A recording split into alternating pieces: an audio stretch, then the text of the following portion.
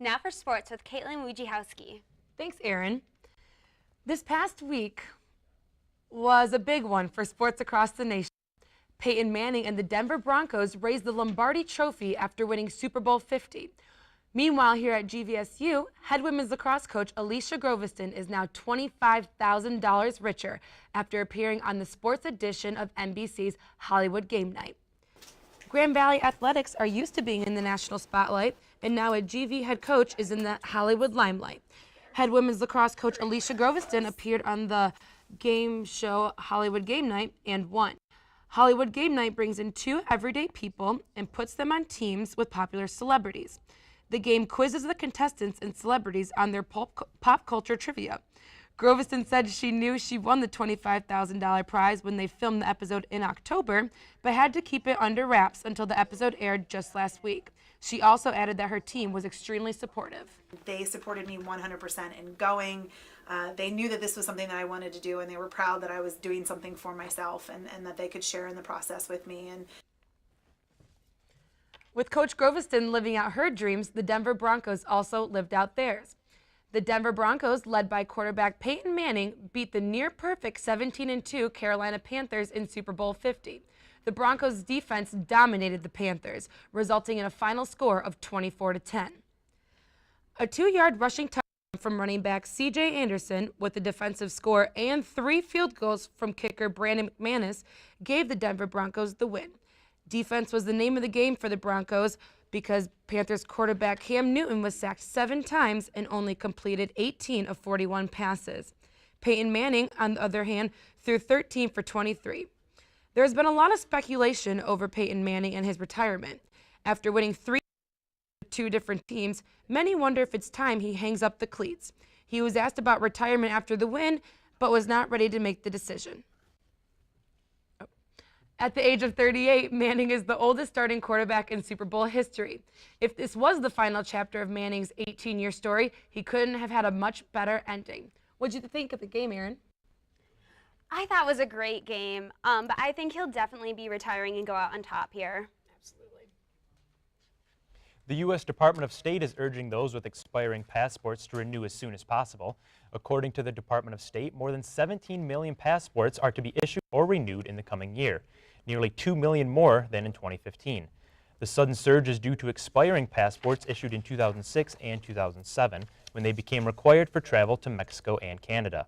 Passport renewals can be done by mail, while first-time applicants must do so in person.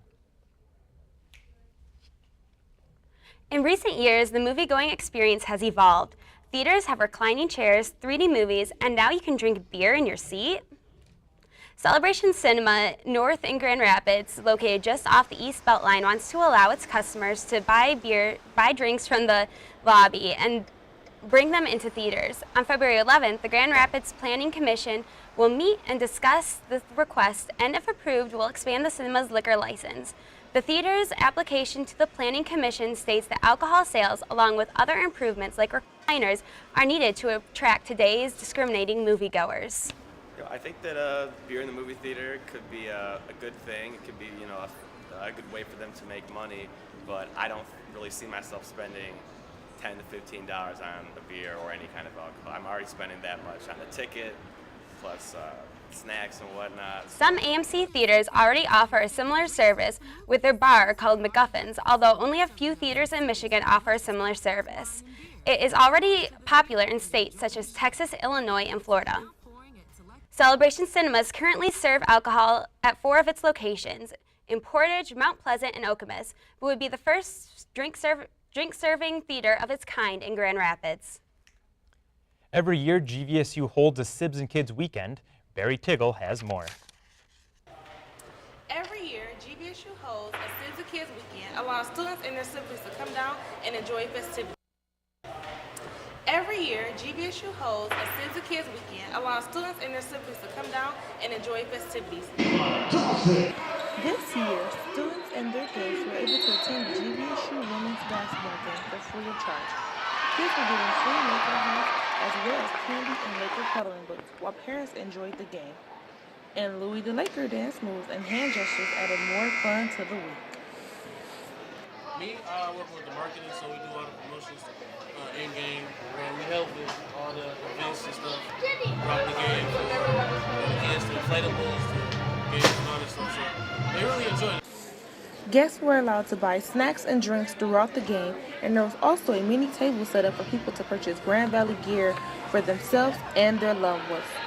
During the game, there was an open area for kids to run around and play with other kids their age. I love to see the joy on the kids' faces, being able to run around and have fun. As well as a basketball game, people were able to head to Kirkhoff Movie Room and watch the Minions animation.